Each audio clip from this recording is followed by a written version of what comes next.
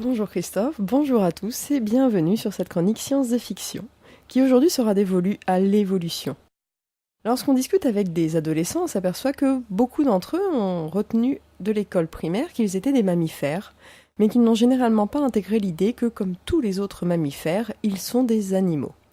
En effet, une idée qui a la peau dure est que l'homme est un être à part dans le monde vivant. Il n'est ni un animal ni un végétal, il est un organisme unique et supérieur à tous les autres. Or, l'évolution nous enseigne que l'homme est un animal comme les autres, qu'il n'est en rien supérieur. Mais sur quoi se base l'évolution pour arriver à cette idée que l'homme n'est qu'un animal ? En fait, si on regarde dans un dictionnaire, la définition de l'évolution est un ensemble de changements subis au cours des temps géologiques par des lignées animales et végétales ayant eu pour résultat l'apparition de formes nouvelles. Tout ça c'est bien joli, mais ça soulève quand même quelques questions, comme quels peuvent être ces changements de forme dont il parle et à quoi sont dues toutes ces modifications. La notion d'évolution des organismes est apparue il y a environ 200-250 ans au sein du monde naturaliste et elle va avoir produit un véritable raz-de-marée, notamment lorsqu'un certain Darwin va se pencher sur la question et rechercher les mécanismes à l'origine de cette évolution. On va alors abandonner l'idée d'une volonté divine au profit d'une mécanique matérialiste qui engendrera des débats passionnés au sein des communautés scientifiques.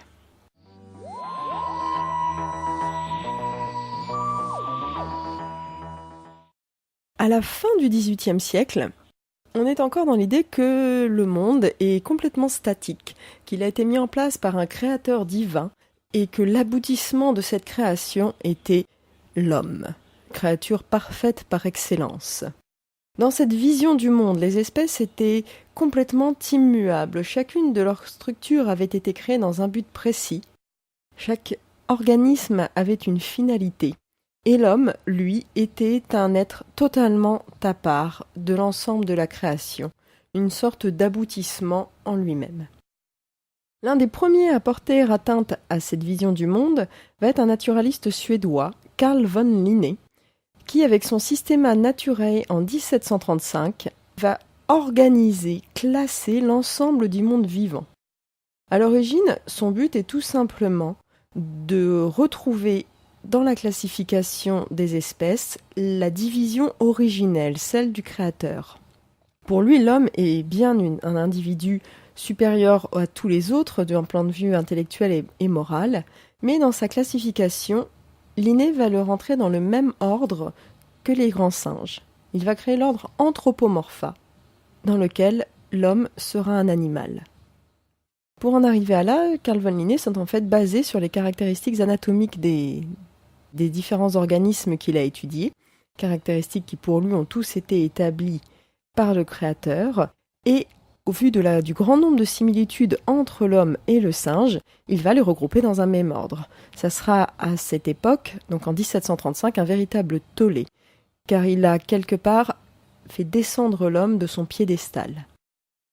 Du coup, un autre naturaliste va s'opposer à lui, français celui-là, Georges-Louis Leclerc de Buffon, qui lui va dire qu'il est impossible de classer le monde vivant comme Linné l'a fait, car pour lui, la nature marche par gradations inconnues, et par conséquent elle ne peut se prêter totalement à ces divisions, puisqu'elle passe d'une espèce à une autre espèce et souvent d'un genre à un autre genre par des nuances imperceptibles. En gros, pour Buffon, les espèces ne sont pas fixes, leur forme va évoluer par le temps de façon graduelle, mais l'homme, lui, n'est pas un animal, il est bien supérieur à tous les autres organismes vivants. On a donc eu un progrès par le gradualisme, mais aussi une régression dans la place de l'homme. Dès lors, deux visions s'affronteront. Pour certains, les fossiles seront des vestiges d'espèces ayant vécu dans le passé, qui auront disparu à cause de catastrophes soudaines, comme le déluge. Pour d'autres, les fossiles seront en fait des vestiges d'espèces ayant vécu dans le passé, mais qui en fait se seront modifiés et transformés au fil du temps pour donner de nouvelles espèces. Tout cela en lien avec leur environnement. Un naturaliste français, Jean-Baptiste Lamarck, sera partisan de cette deuxième approche. Dans sa philosophie zoologique, il considérera que les besoins induits par l'environnement sont les moteurs des transformations des animaux. Si on prend l'exemple du cou de la girafe qui a un cou immense. Pour Jean-Baptiste Lamarck, les girafes au départ avaient des petits coups. Elles mangeaient les feuilles des acacias et une fois qu'elles ont eu fini de manger les feuilles d'en bas des arbres, elles ont eu envie de manger les feuilles au-dessus. Du coup, elles ont tiré sur leur cou pour atteindre les feuilles du dessus. À force de tirer toutes sur leur cou, elles ont chacune individuellement allongé leur cou, et comme elles ont toutes allongé leur cou, elles ont transmis un caractère cou long à leurs descendants, qui du coup, à la naissance, avaient un grand cou, et ils ont continué comme ça de tirer dessus de génération en génération pour avoir un cou immense comme celui qu'a la girafe actuellement et qui lui permet d'atteindre les feuilles tout en haut des arbres. Bien évidemment, à l'époque de Lamarck, on ne connaissait pas encore l'existence de gènes, on ignorait quel caractère pouvait être transmis ou non, et on pensait que tout ce que l'on modifiait dans la vie de tous les jours allait pouvoir être transmis à nos descendants. Évidemment, vu comme ça sous-entend qu'une jeune femme brune qui se teint en blond tous les jours de sa vie a de bonnes chances d'avoir un enfant blond. Avis aux amateurs. Cependant, même s'il a une vision un peu biaisée des mécanismes de l'évolution, Lamarck considère que les espèces évoluent graduellement au fil du temps et que l'homme est un animal et même un mammifère. Il va aussi placer le monde biologique au centre de son étude et il va concevoir la scala naturae, l'échelle de la nature dans laquelle on a les organismes les plus simples à la base et les organismes avec de grandes qualités tout au sommet. Bien évidemment, l'homme est au sommet de cette échelle puisqu'il est pour lui l'aboutissement d'un ensemble de progressions biologiques. Pour Linné, l'homme a acquis ses facultés par des habitudes communes à tous les individus et il a ainsi progressé au point de supplanter toutes les autres espèces.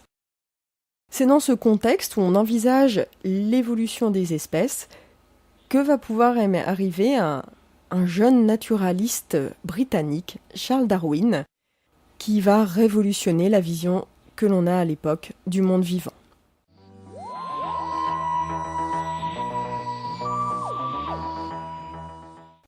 Charles Darwin est né le 12 février 1809 à Shrewsbury, en Angleterre. Nous venons juste de fêter le 207e anniversaire de sa naissance. Darwin va tout d'abord étudier la médecine, comme son père et son grand-père auparavant, mais il détestera cela. Cependant, il pourra découvrir ainsi l'histoire naturelle, pour laquelle il se découvrira une passion. À cette époque, l'histoire naturelle recouvre la zoologie, la météorologie, la géologie, la botanique, bref, l'étude de tout ce qui est vivant. À l'arrêt de ses études de médecine, son père l'oriente alors vers une carrière d'ecclésiastique. Et Darwin passera 3 années à étudier à Cambridge, où il pourra rencontrer des naturalistes de renom et commencer à forger ses opinions. À cette époque, Darwin ne remettait pas encore en cause les dogmes de la Bible, même s'il ne pouvait pas les comprendre ou les expliquer. Ses lectures, débats et réflexions vont petit à petit l'amener à s'en éloigner.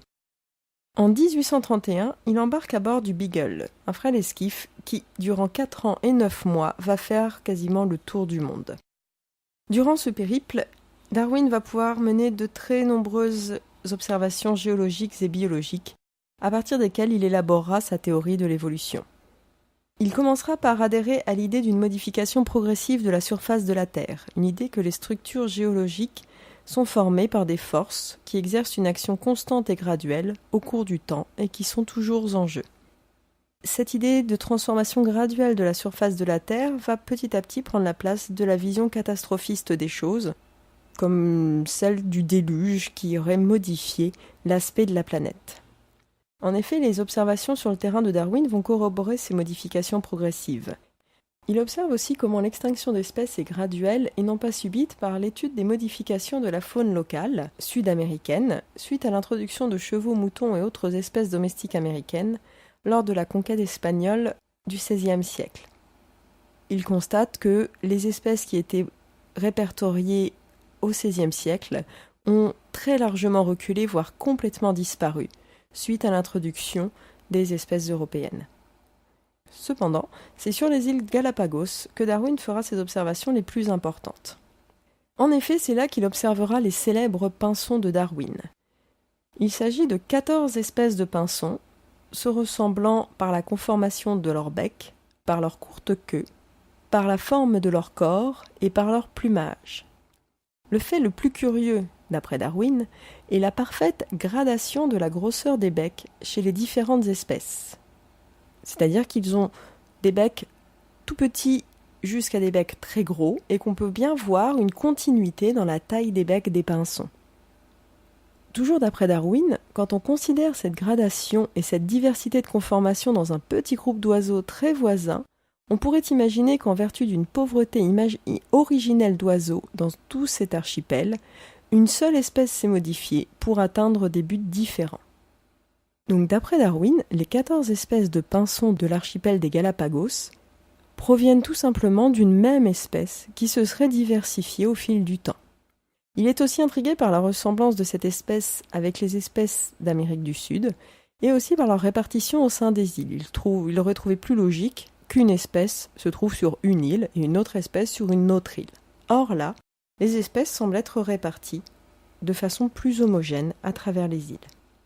À partir de toutes ces observations, Darwin travaillera 23 années durant à l'élaboration de sa théorie sur l'évolution et ses mécanismes qu'il présentera dans un ouvrage qui fera date sur l'origine des espèces au moyen de la sélection naturelle ou la préservation des races les meilleures dans la lutte pour la vie.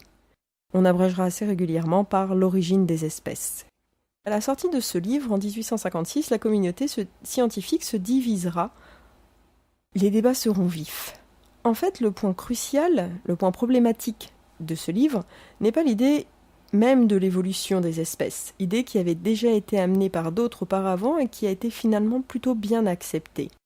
Ce qui pose réellement problème est l'idée de la sélection naturelle, comme mécanisme de l'évolution.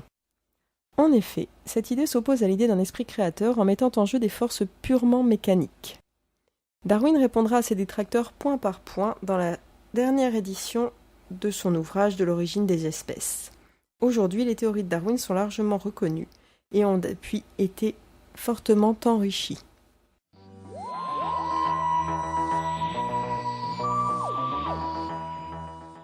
Par ses travaux, Darwin va révolutionner la vision du monde vivant et de son organisation.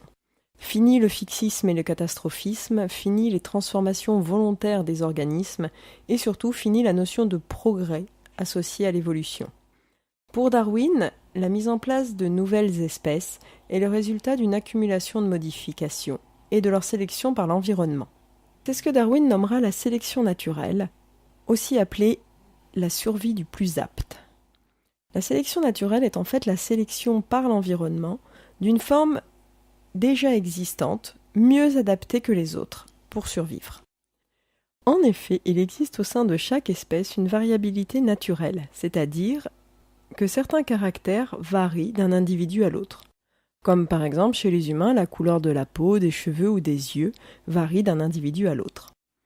Ces variations peuvent n'avoir aucune conséquence sur la survie de l'individu, ou au contraire, favoriser tel individu au détriment de tel autre. Darwin va ici s'opposer à Jean-Baptiste Lamarck.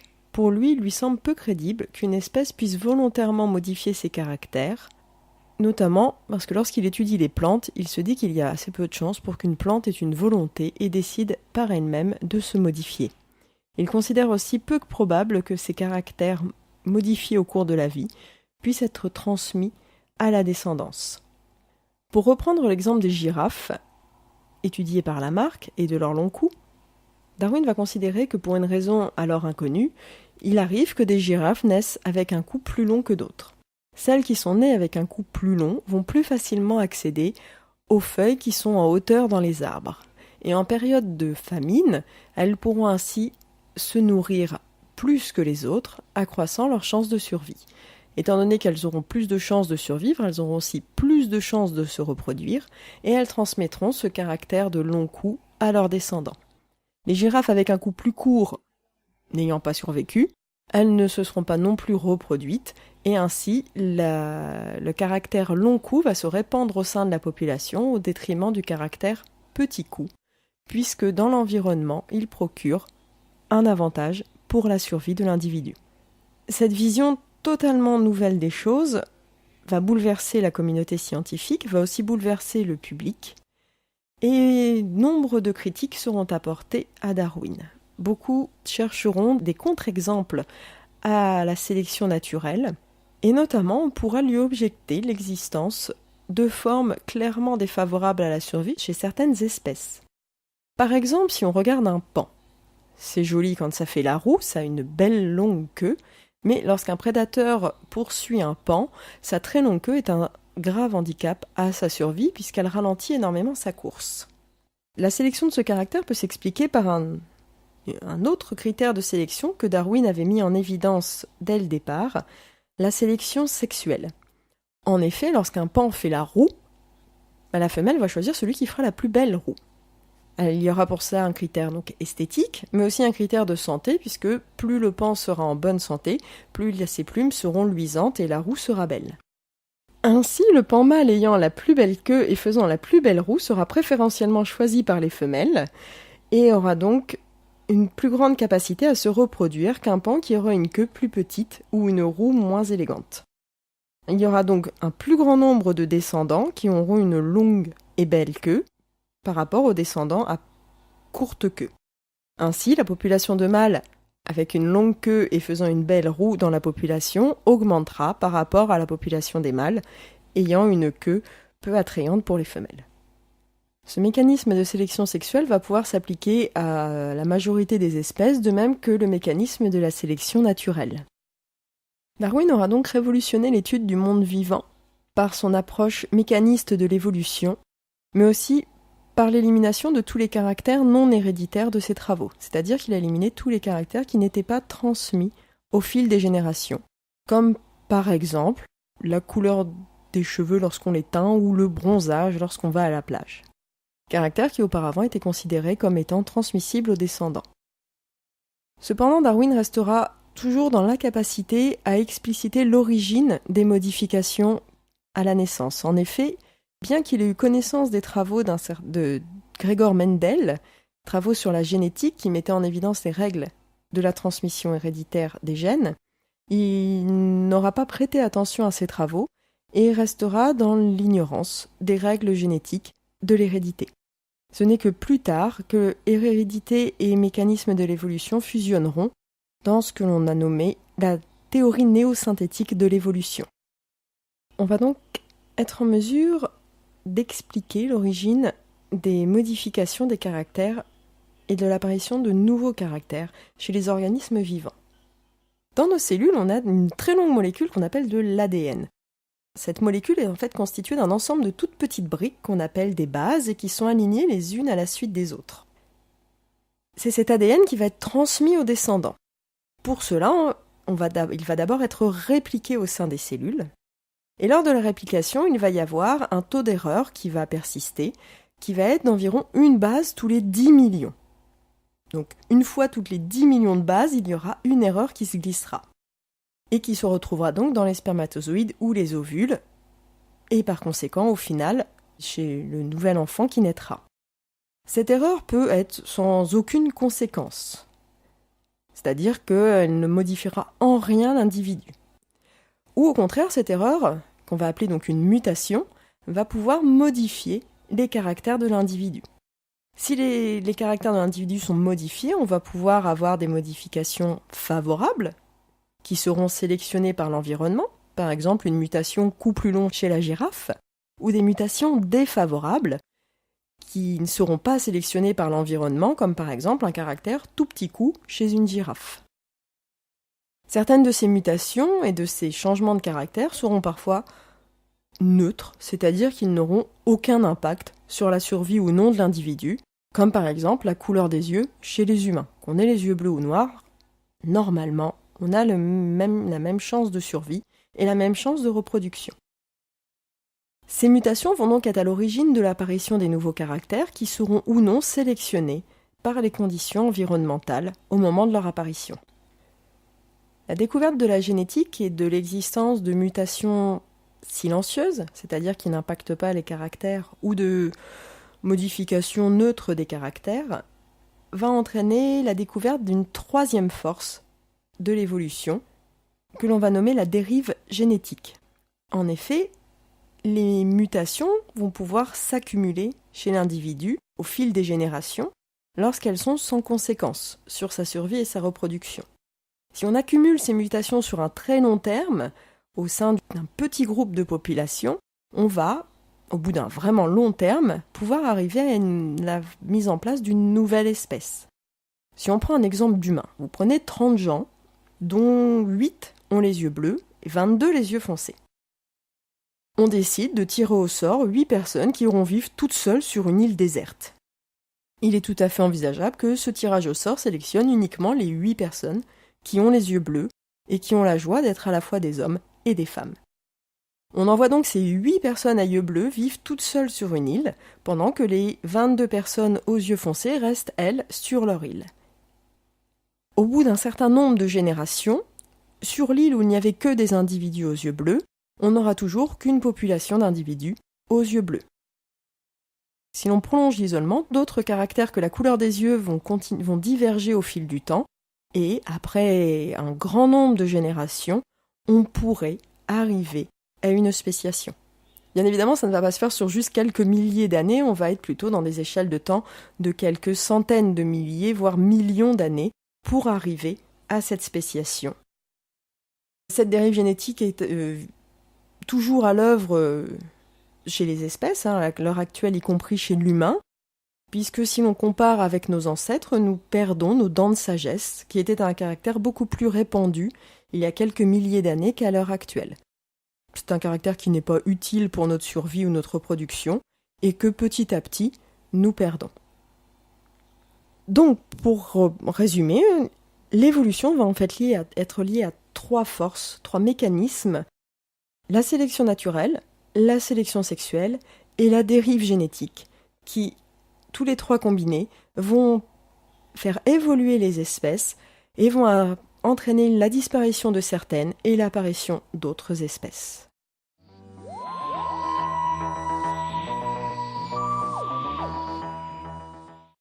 Donc, depuis environ 250 ans, les biologistes travaillent sur la notion d'évolution. On parle toujours d'une théorie de l'évolution, parce qu'une théorie scientifique est en fait un ensemble d'explications et de notions sur un sujet précis, qui vont inclure des lois.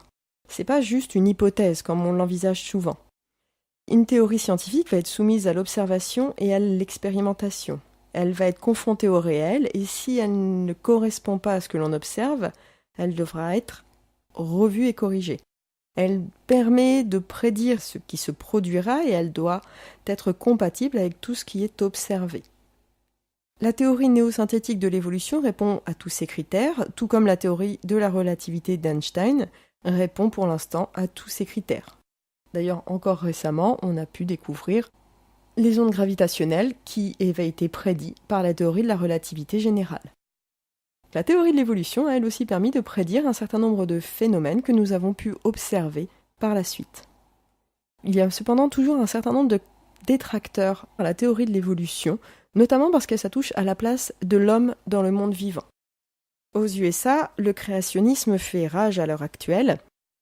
L'idée que tous les organismes vivants ont été créés par un créateur divin et que l'homme est largement supérieur à toutes les autres espèces existantes est à l'heure actuelle encore très répandue, voire enseignée dans les écoles.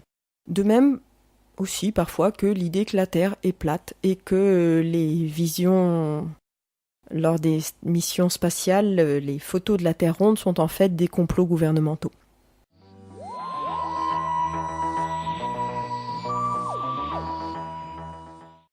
Pour tous ceux qui seraient intéressés pour en savoir plus sur l'évolution et ses mécanismes, je vous conseille un livre paru aux éditions du Seuil, un livre de poche écrit par Pascal Pic, intitulé « Darwin et l'évolution expliquée à nos petits-enfants », où c'est en fait rédigé sous forme de questions-réponses, et ça permet de reprendre toutes les grandes étapes de la construction de la théorie de l'évolution. Pour ceux qui sont plus intéressés par l'histoire de l'homme, je vous conseillerais La longue marche d'Homo sapiens, la fabuleuse histoire du bipède, de Gilles Macagno aux éditions Ellipse, qui présente tous les ancêtres de l'homme, avec une carte d'identité pour chacun, des dessins et quelques rappels sur ce qu'est l'évolution et sur comment l'homme s'est répandu à la surface de la Terre, d'où il est parti, où il est arrivé, comment est-ce qu'il a domestiqué le blé, etc. Ça parlera même de la disparition des dinosaures.